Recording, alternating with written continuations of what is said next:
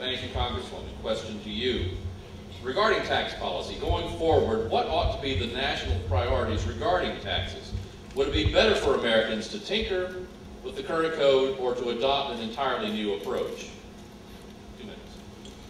Tinkering with the code is something that Congress historically has done, and that's one reason why your tax code is from the floor up to here.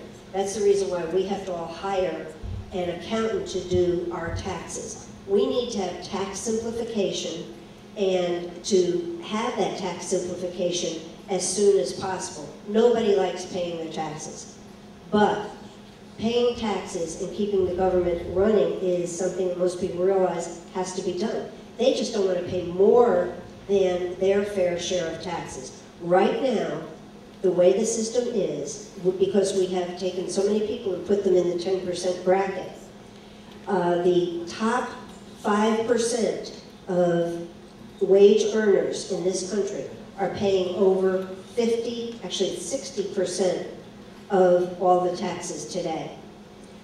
We've done tax reform. I think it's time for total tax simplification.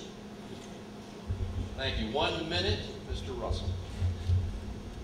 The only tax system that we need to have in this country is a progressive income tax at the federal level. That is the fairest tax of all. The federal tax system that we have right now, because of the Bush tax cuts, which my opponent voted in favor of, our tax system is essentially flat. And that disproportionately is placing the burden of revenue generation on the backs of working people, taking a tax burden away from those with unearned income, the well-to-do, or get most of their income from interest and capital gains and that sort of thing. In fact, if all your income is derived from capital gains, you're only paying a 15% tax rate overall. That's it. So the bottom line is we need tax simplification.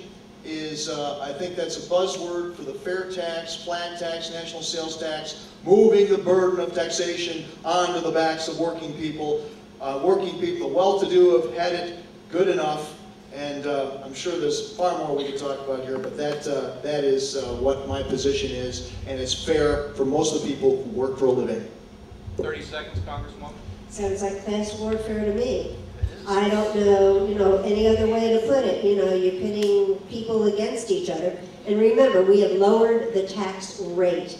We also have increased the amount that people can deduct as a child tax credit.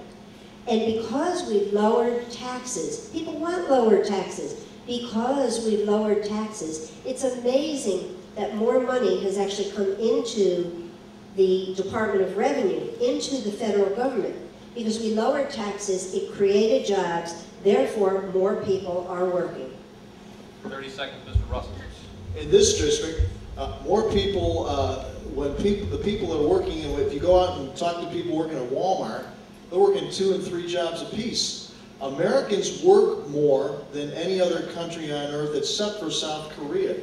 And again, when you look at the kind of dollars that people are earning here, $8, 50% of people are earning $8 or less an hour as wage earners. What have we done?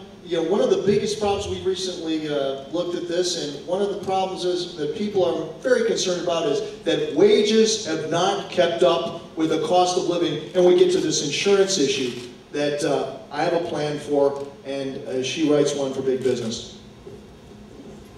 Thank you, Mr. Russell. Mr. Russell, following on that, you assert that the Bush tax policies have shifted the burden of government payments from the wealthy to the workers. But a study put out by the Congressional Joint Economic Committee does not bear that out.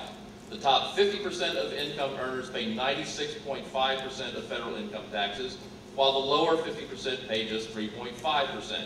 The top 25% pay 83% of federal income taxes.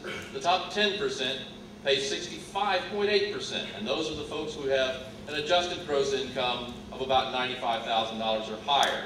The top 5% pay 54.4%, and the top 1% pay 34.3%. Given your position on that, I would like to hear you elaborate. Thank you. Well, income taxes are the ones that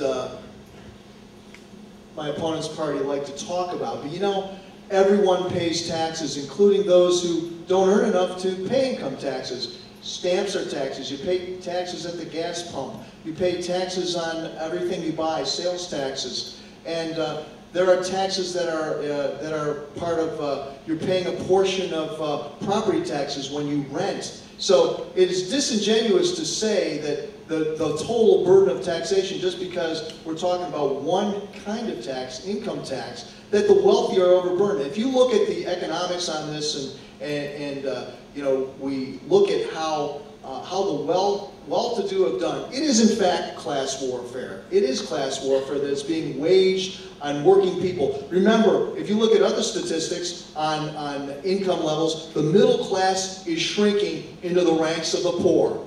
And while there are more billionaires than ever before, that's great, and you contribute that much of that to the tax cuts. The bottom line is, how well are Americans doing as a people? And America is being turned, is just on the brink of becoming a feudal state.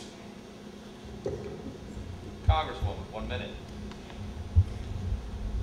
You know, I know this district pretty darn well. I have 8 counties and I travel throughout the entire district. People in this district believe that the economy is doing well and that the majority of people, first of all, you have to realize the majority of people actually are retired in this district. What they want is to make sure that their investments are earning enough money.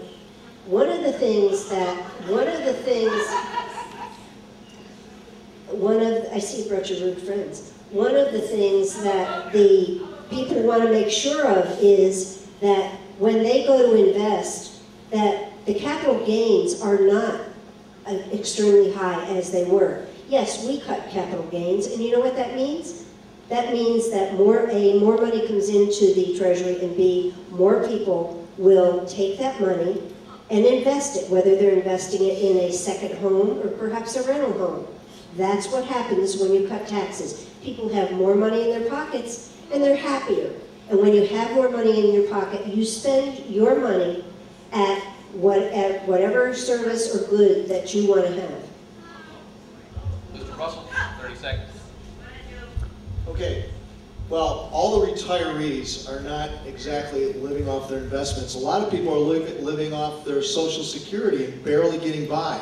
Remember, this is the 5th Congressional District. There are no skyscrapers or oil wells or pharmaceutical plants in this district. What we do have, when we talk about housing, and she indeed mentioned housing, well, I've been talking to the real estate people, the title people, the mortgage people. A recession is on the way, and that's one of the other cockroaches under the rug that they're trying to keep away from you before Election Day, like the Foley incident. So there is a recession coming, and it's talked about in the paper. I think we need to take a look at what's going on and be honest with the voters of District 5. Congresswoman, 30 seconds. I think we all know where the cockroaches under the rugs are.